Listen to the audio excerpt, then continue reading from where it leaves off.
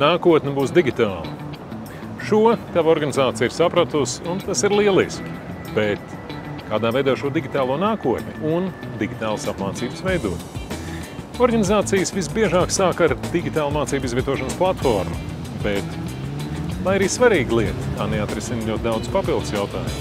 Piemēram, kādā veidā filmēt, kādā veidā montēt, kādā veidā likt klāt uzdevumus, kādā veidā vērtēt vai kā sniegt atgrieznisko saiti. Lai risinātu šos jautājumus, katram no tiem funkcijām, katrai no tiem uzdevumiem ir atsevišķi rīki, kuri piedāvā strauji attīstās un strauji mainās. Kā šajā visā juceklī tikt skaidrībā un līdz iedzīgam rezultātam?